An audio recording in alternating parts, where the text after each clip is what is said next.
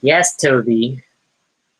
Because your screen's further away. Use the one with multiple points of focus. Oops. Let's get that. Mika. Tagging you in the Facebook post.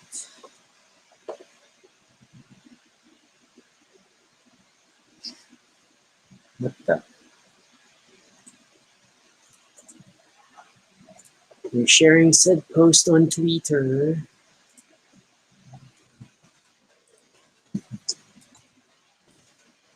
Yeah, I see the Facebook post.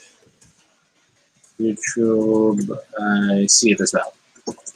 Monitors are running. Mega thrusters are go. Let's go, Voltron first. Then resharing. YouTube is running. Oof. It's been a very humid day for a Monday. Yeah, my gosh, it's already March. Yeah, which means we've officially have not been to Obar in a year.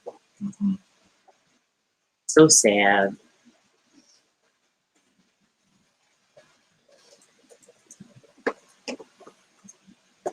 That's like all my memories there, like from the Yeah. Obar thing. From because coincidentally, Brigading's birthday show when she was still Brigading. When she was still GG. Sorry, yes, other way around.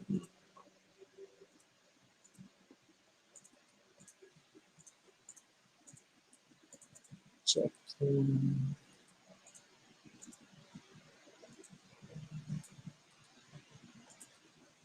Alrighty, Roo. No one. It's a Monday indeed. Because no one's here. My episode number's right. So, alright. That's cool. Cool.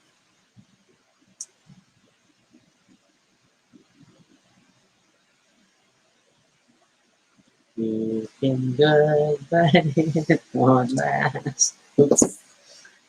Hurry Christmas, hurry fast. I had that weird bug na naman that the mobile instance of Google Photos was no longer pulling up accurate album data. So it wasn't generating my most recent album. So I had to, whenever that happens, I clear my all data from the app, which resets the sync status. So I'm now my online folders are correct again, but it is still like indexing my entire photo library once more on my phone. Not that I have a lot of pictures on my phone. It's the online library that's the pain, and so it is going through my, dare I say, tens of thousands of photos. I did not decide to do this lightly, but what can I do? What can I do? Oh, wow, look at that. I searched for Dice Forge, and my first result is a Google ad for Gaming Live. So they are sitting most likely on the whole term, or maybe just the word dice. Interesting. It's a regional thing. It's a product ad. It links directly to the Dice Forge product page. So smart. Good job. I approve of this targeted advertising movements. Well, regardless of people, I guess we can start in a minute. Want a plane that leaves the... Yeah, so now like I have this little progress bar on top of getting my photos. It'll take forever. But at least I did it because I need my important scans album to sync because of all these stupid contact tracing QR codes that were accumulating these days. Hurry Christmas, hurry fast.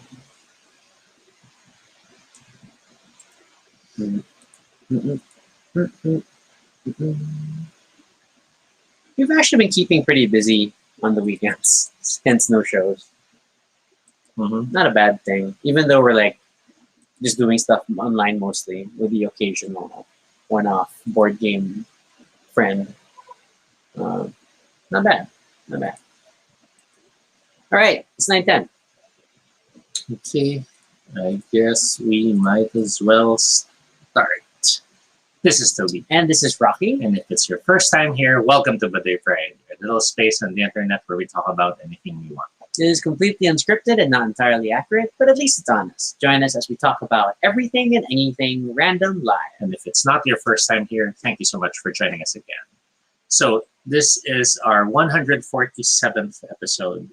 And what an unusual number. Since it's a Monday, we are tackling another board game. Yes, and we're talking about Dice Forge. Sorry, 147 is divisible by 7. Okay. Just the thing, just the observation. What are you trying to do? Trying to be in the camera shot. That is important for a show. And of course, because it's a light-colored box, we're totally fading into the background. The lights suddenly adjusted. Dice Forge is a game that was released in 2017. I'm afraid I will mispronounce the name of the designer. Reggie Bonesi? I don't know. It's classified as a family game and Board Game Geek. It uses dice, craft drafting, as we call it. There's a certain level of building, but it's not the usual deck building, building that people are used to. It's a game that relies on a lot of dice rolls, but surprisingly, it's not one that relies only on chance. Yeah, and we say this given that Toby is terrible at games of chance, and we don't actually own many games with the dice mechanic as the primary gaming thing. So this is a rarity, and it does stand out because of the core mechanic of the game. While most people probably would have dice games such as King of Tokyo, or the, I guess you could say, deeper experiences that still use dice like Arkham Asylum. Or even the fact that we focused more like on Azul than compared to like Sagrada, which was like came around the same time and have a similar aesthetic sort of feel. Hey Kenny, welcome. And he says he loves the game. Okay. Yeah, so Dice Forge stands out among dice games that rolling maybe not so terrible. And for a game that can range from 2 to 4 players, it doesn't play that long either.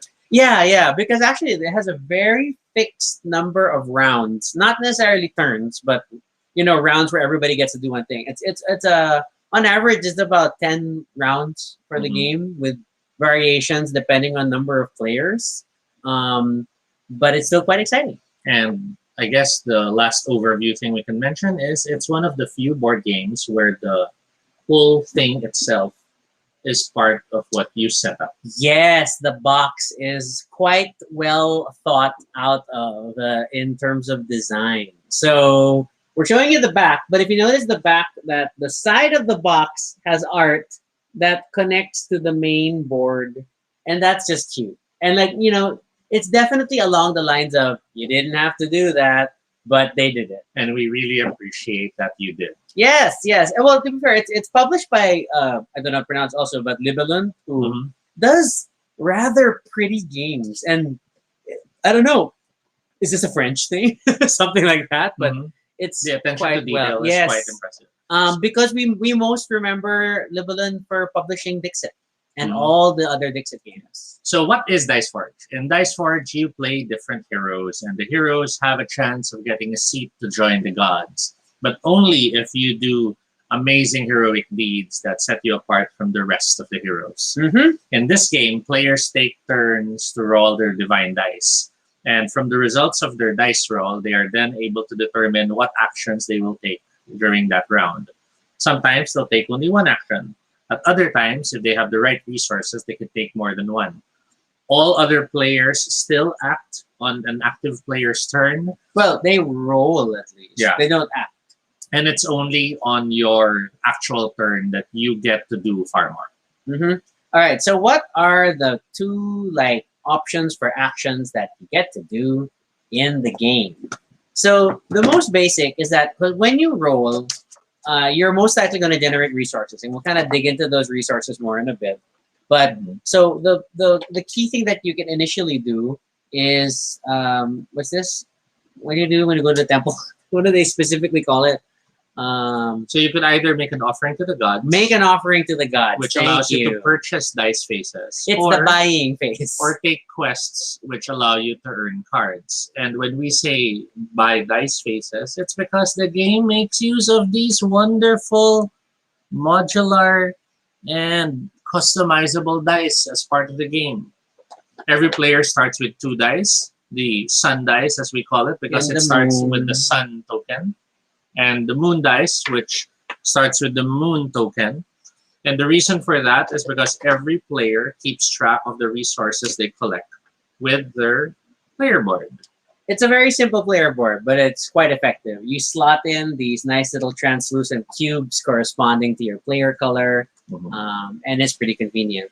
But yeah, when you make an offering to the gods, you are most likely buying one of the die faces, which are detachable from the main cube, and thus hence all these reference to being able to control your fate, because as you purchase die faces, you can customize your die. So initially, your moon die will have generate 1 moon resource, 2 victory points, and the rest is just 1 money.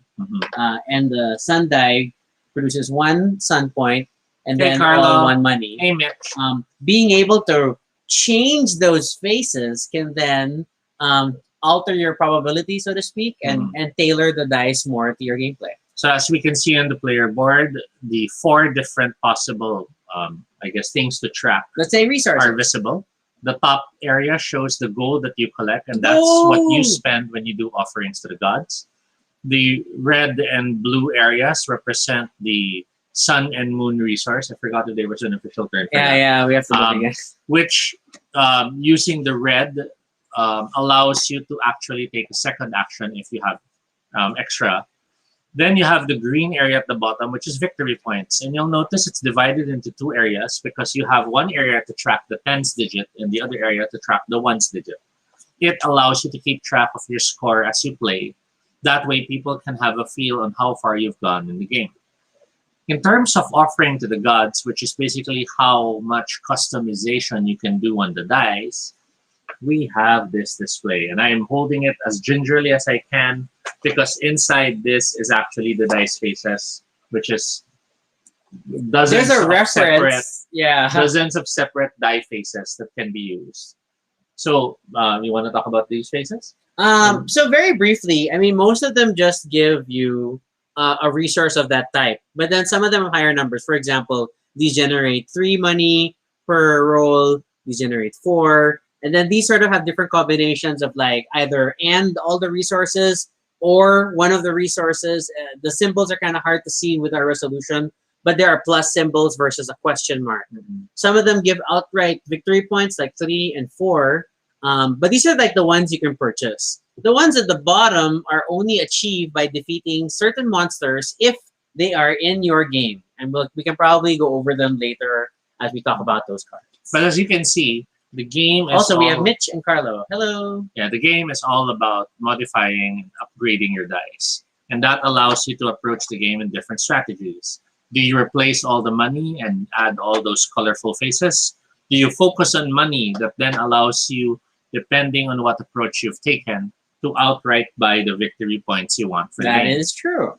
All this is dependent on the board and the quest cards that are on it. Because the board, as you can see here, similar to New York Zoo, What a comparison. the board Very is different designed game. to house the cards. Yes, so there are slots for each of your different cards. And side note, can you flip it over? No. I mean like this. Show the On the back. other side. It's crazy that they bothered to put a weathered brick pattern on the underside of this board, It just shows the care they have which for you the- never see because it's flat on the ground. And then even all faces of the box have a similar styling, except for the one face that you will need to align with your board. Good job, Dice Forge. So looking at the player spaces where the quest cards can be placed, you can see that there are values for the different resources that you can spend. Because when you choose to go, for example, here, you must spend one red resource. If you want to go to one of the other spaces, for example, like here, you must spend 5 resources to do so. And that in itself is a mechanic which can make the game so exciting. Because sometimes there's a space you want to go to, but if someone is already there, no, it doesn't mean you can't go there. It's not a worker placement game. It means you kick them out, but that gives them a chance to earn resources. Yeah, so I mean, everything boils down to the dice. And when you knock out another player from a slot, they get to immediately roll their dice for what is called a divine blessing, which is whenever you roll the 2 dice that you have. So you're going to help someone generate resources because you kick them out of that space. But it might be worth doing because sometimes it's worth grabbing those cards before they run out. And so you'll notice across the board that all of the action spaces share one player slot. So it is highly inevitable that you are going to end up that they can totally avoid knocking someone out. You will most likely knock someone out.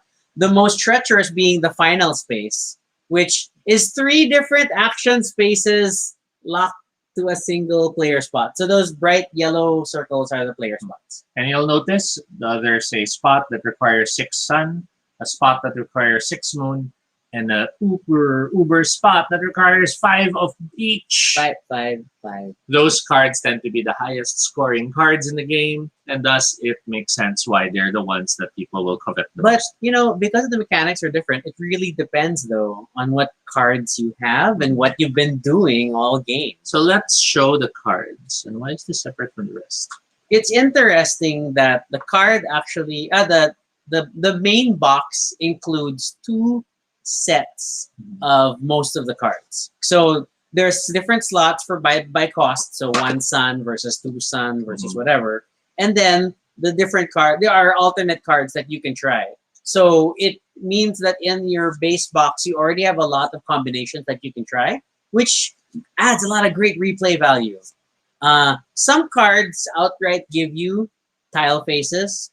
Others give you additional things to think about. So like this hammer is a standard that comes out. That's not it. No, it's the card itself. Yeah. When you get the hammer, you flip it over, and now you have this little track of gold resources that you can invest in. So every time you generate gold, you can choose to put some of your gold here. And if you get it to the end, you get a certain amount of points. If you do a second round, you get more points. You can actually buy this card more than once, although there are only enough copies in the game for all 4 players to have one. But it's totally an option. But where's can you get a player board? Again, attention to detail. I think it's over there. Attention to detail here is that you have your tracker for gold. Can I get the card, please? Whoop up! It slots into the board when you're laying it on the table. So you know that when I generate gold resource, do I add it to my bank or do I put it up in the hammer card? So, yay. Again, amazing attention to this super modular board is awesome. Another card is this one, which allows you to get a certain upgrade to your board. Because you'll see that it only holds a certain amount. So this one holds 12 gold, 6 of the sun and moon. And then, of course, points are unlimited. It's an abacus style 2-lane track, which is like the ones in the 10s place. But if you need to be able to hold more of your earlier resource, you can get this upgrade and wapak, it slots against it. So good. And there is nothing stopping you from getting a second one if you are just ridiculously greedy. Great stuff. I love the little things that were done. Again, like the hammer, there are only enough of these for all 4 players, so there are 4 copies. So be careful. Then different cards might have effects, whether they're one-time effects or repeating effects, as we can see here. The bear shows a one-time effect, as you can see here with the clock, which is the ability. Oh wait, There's no gear. yeah, it's not a gear; it's a clock. See, so every time this happens. Whereas on the other hand, this one, which has the gear on the side and it's kind of hard to see, means every time it's your turn as the active player, you get to actually roll an extra die. Yeah, because there's a special phase when you are the active player where you get to like call for reinforcements, is how they call it. So all your cards that are gears that have the gear symbol, and you will know it more because when you flip the card over, there's that gear decal on the back of the card and a summary of what it does. You get to do all those additional actions for free during the reinforcement phase. Some cards are just outright points, like this card is 12 points for each card you get. Yep. But others are intended to help you customize your die faster. For example, this one gives you the ×2 token, which you can spend to increase your resource whereas amount. this one gives you the ×3 die phase, which allows you to multiply the other die between the two dice you rolled by 3. And thus, we must totally remind you that if you put the ×3 marker on both your two dice, then and you roll them at the same time, you get nothing because three times the other doesn't really go anywhere. So be careful about that. You can risk it because you want to gamble it, but choose wisely. So that was the first set of cards. There's another set which just shows you how many more things you can do. In addition to that, there's what we, I guess, can call the boss set. Because these are the cards that tend to appear in that last slot. The 5+5. They're worth big points and they have big abilities. In this case, it allows you to roll dice, and for certain die phases, you get points outright. Others are just gigantic points like this one, which is 26 points. And then you have others which are combinations, such as this one, wherein it's a lot of points already by itself, but you also get extra points depending on every die phase that you have forged. They call it forging because of the name of the game. So it's quite the interesting puzzle that, so you're altering your probability of your dice by changing the faces.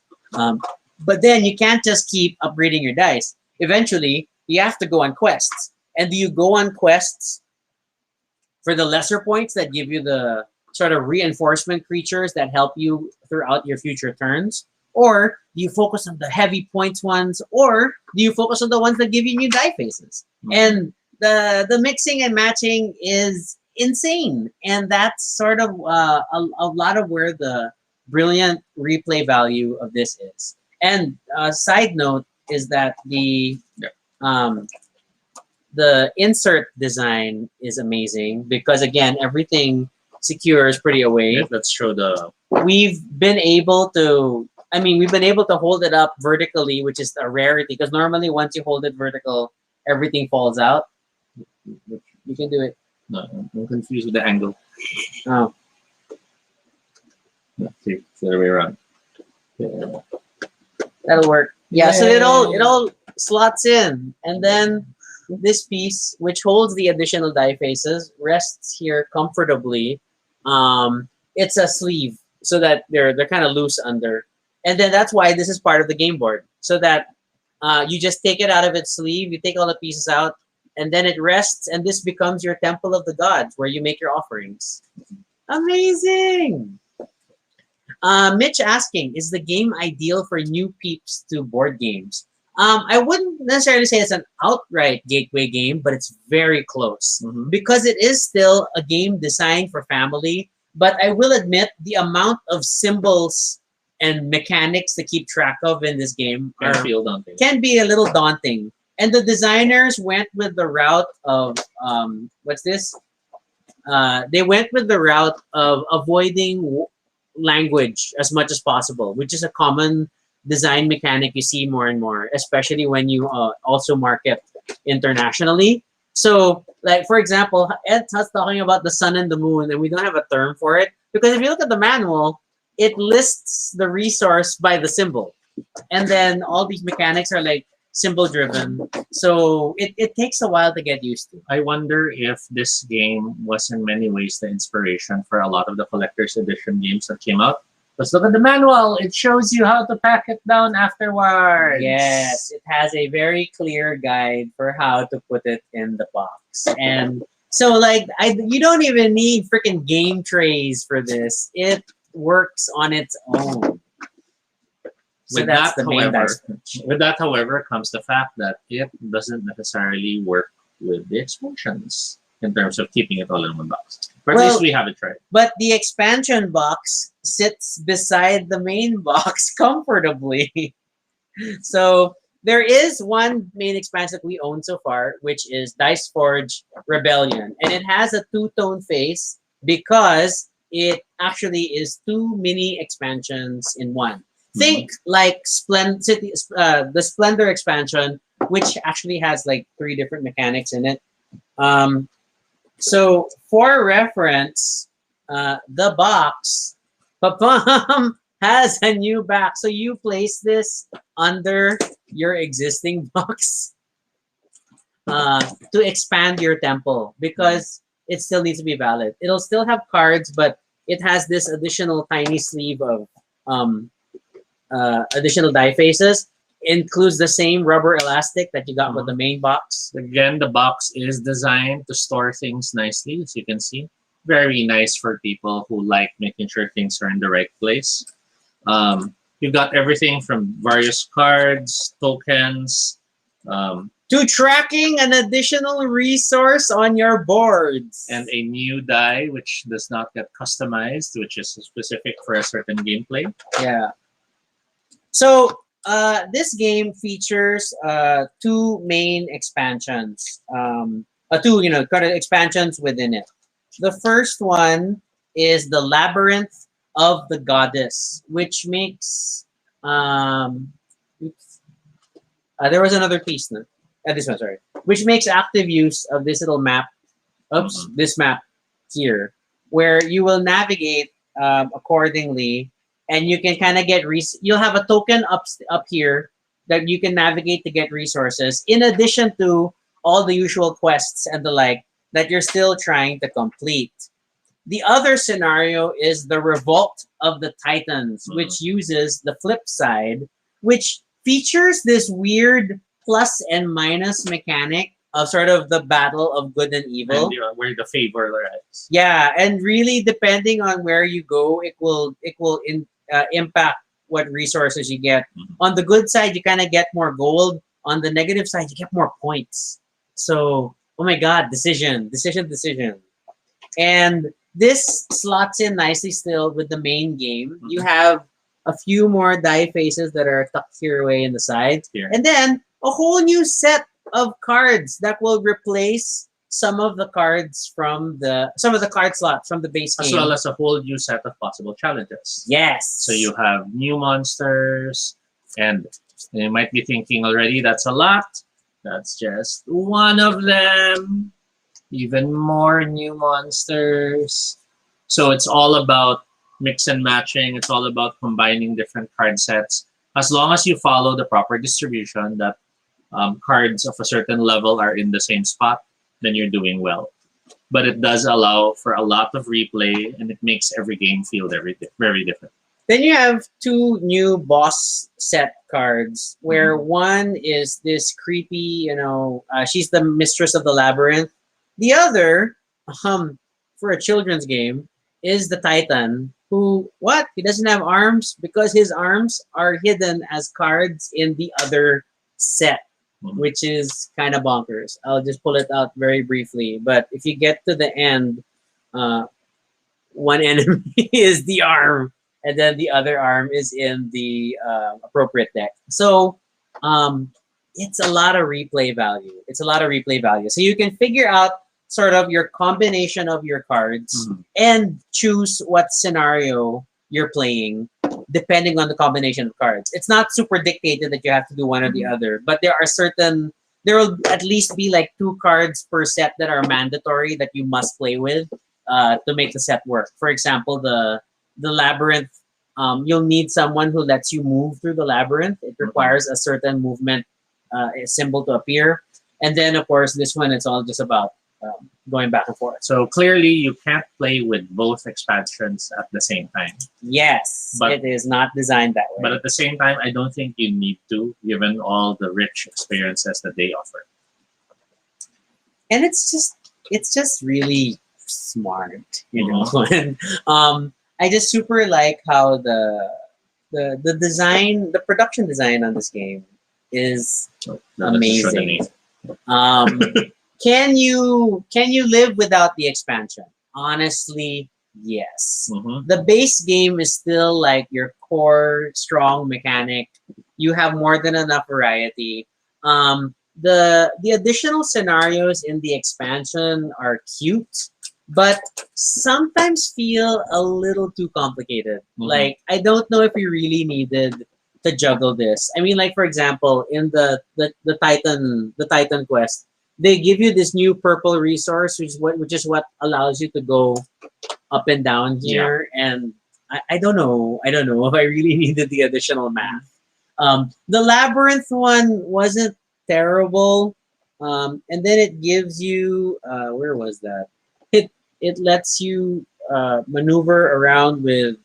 Oh, that's not the one. It's hidden. You have these automata versions of yourselves that are navigating the labyrinth. Here. Yeah. So, oops. Oh my god. Yeah, they're really tiny. Yeah, it's like it's a little robot you can't see, but you have a robot for each of you. So it's not even you who is actually in the labyrinth. Mhm. It is this clockwork artifact that is acting on your behalf, which is still cute, you know. But it's more like, I guess, if you already love Dice Forge, you're looking for variety, you're looking for greater challenge, then certainly Dice Forge Rebellion will help address that. I think it'll definitely push the game away from the gateway level and definitely into a more moderate in a moderate level. So it really depends on what you're looking for. A lot of the other expansions were promo cards or standalone cards that they released.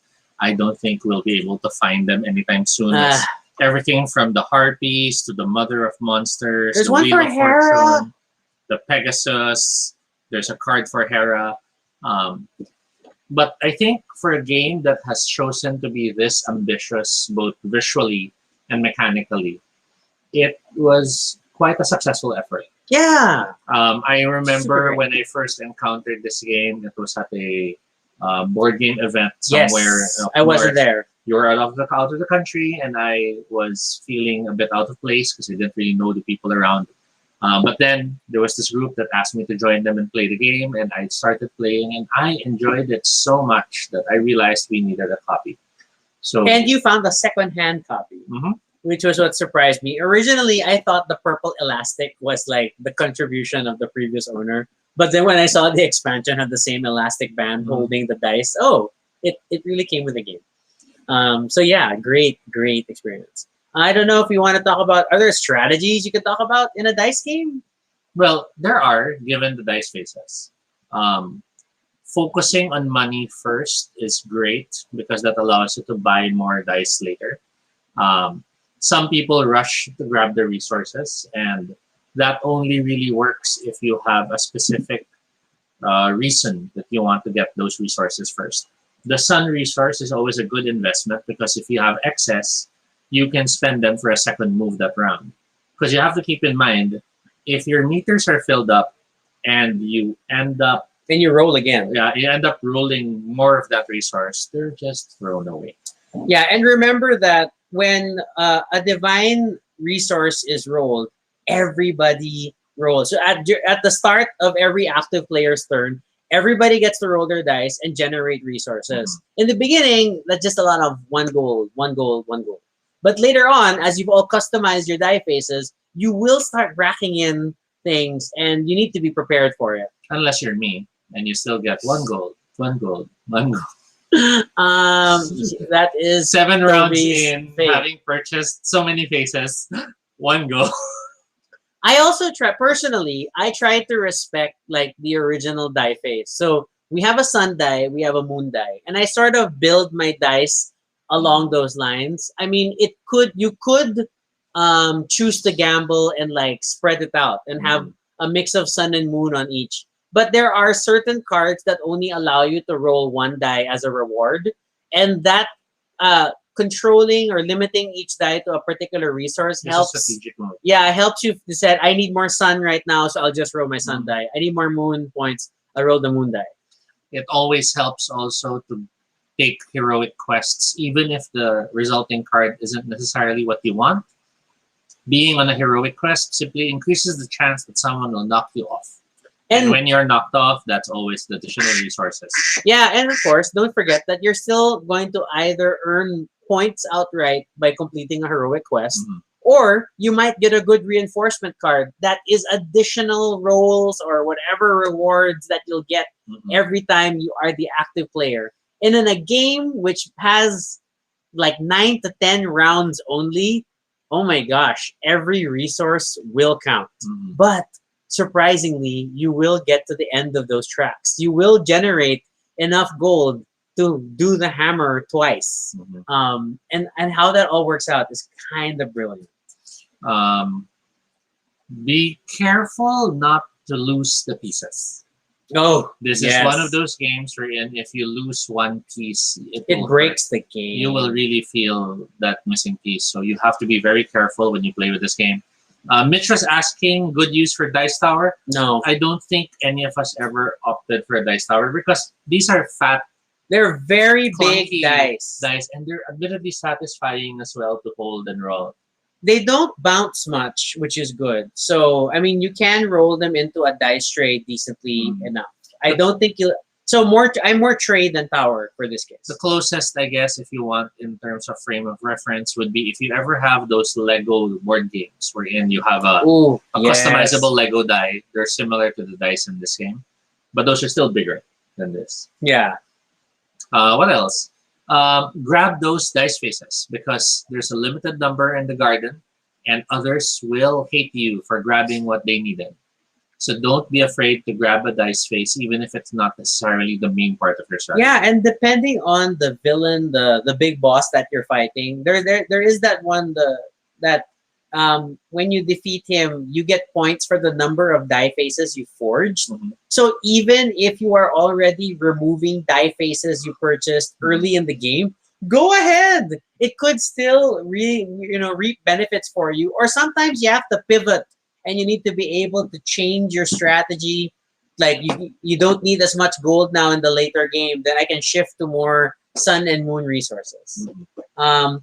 Then there are just these funny die faces. Like the base box already gives you the tenacious boars, which I just like saying tenacious boars, which is a punishment that you put on someone else's die, so that every time they roll it, you get resources, Mhm. and it's crazy. The possibilities are there. There's a die that's like a crystal ball thing, which when it comes up, you can copy a visible die face of any other player that has rolled that turn, even Mhm. your own. So it's a great way to take advantage of die faces you didn't get to purchase. It gives you flexibility and it allows you even to take advantage of, other people's moves who spent so much rounds preparing to buy that thing. But ultimately, all these things depend on you quickly getting a grasp of the symbology Mhm. of the game, which is, I think, the most important thing to really advance your gameplay here. Is that you should not still be asking, "How does this work again? How does this stupid one with the half green and then the beige? What does this mean?" You need to pay attention. And the manuals in both boxes are super detailed. They have features of every single card and the die faces they generate Mhm. and what the die faces do, and provide examples. It's a very good manual. And what makes it also so good, they're thin. They're As much as- surprisingly thin As manuals. much as they have so much information, and a lot of fluff. They They have a don't- bit of lore. they don't really go, they're not booklets. They're really thin sheets with a few pages. So it's worth reading. Yeah, yeah, and they still make handy references throughout the game. So if you are not the active player, feel free to peruse the manual to make sure that you understand the die faces correctly. you will get them wrong in the first few times. The basic resource ones in the garden are fine. It's the custom ones at the bottom that can get very annoying. And Yes. you will not necessarily see all of them out at the same time because they tend to occupy the same the monsters that they correspond to occupy the same card slots in the quest area. Yay! So Dice Forge. Last thoughts, Dice Forge? It's generally Greek mythology-ish. Mhm. It's as Greek or as culturally accurate as Saturnini is, which is to say, visually probably, but not really. Yeah. But still in a nice way. I personally love the art style. There are some parts that are a bit more cartoony than I like, but that's fine. It doesn't distract from the game. This main box cover always makes me think Dark Crystal for Same. some I was just about to reason. say that. And there's like a dude inside it, and I don't know what it means. I guess this is you forging a die. It's a little guy with a stick, and there's a cube above him. But why is he in a crystal? Or is And- that the reflection? I don't know. Yeah, Try to and then she has the crystal too, but it's different. So what's the connection? Right? Wanda, who's doing this to you, Wanda? Oh my god. It's purple. Oh. No, that's a spoiler. Everyone's saying more. But yes, this is Dice Forge, and a highly recommended game. A bit on the hard to find side now, given the amount of time it's been out. Well, apparently Gaming Library is running ads to show you that they have copies. So that's one place to look. But definitely, if you like games that are a bit more random, if you like games wherein you get to fiddle with bits, But you're frustrated at the randomness of said games, then this is a nice thing to try, where it doesn't feel super random. You all get to roll so many times. I mean, like in a 4-player game, that means you will have 4 divine blessings per round. One where you're the active player, and then 3 more for each of the other player turns. at least. So you get that feel of, okay, I'm moving forward. I'm generating a lot of stuff, and it's not like Catan or Machikoro or Valeria where you're looking at the number of a traditional Mhm. die roll, but every die face generates something Mhm. as long as you forged your dice correctly. So that is quite rewarding, and it's a very generous game in that regard. So that I find is very fun. Okay, so I guess that's it. That was Dice Forge, and that pretty much is our episode for tonight. We had a lot of fun, and we hope you'll join us again next time. If you have questions or suggestions for future episodes, fill out the Google form at bit.ly Baduy Pride Ideas. If you have a particular board game request that you hope we might feature, let us know in the form as well. We do board game discussions at least every Monday. Mhm. And then sometimes during the week, we do non-game overview stuff, but more conceptual stuff, like favorite gateway games and the like. You can follow us on Twitter, Altobi No Shade, or Jisuniko. You can also check out our blog, baduypride.com, for all the previous episodes and stuff about us. Feel free to continue the conversation in the comments below and let us know what you think about the game. What are your experiences with dice mechanics? And do you think this will solve your problem? Let us know. And of course, be sure to subscribe for notifications, whether on Facebook or YouTube, so you don't miss our next live stream. Once again, I'm Rocky. And I'm Toby. And this is Baduy Pride. Have a good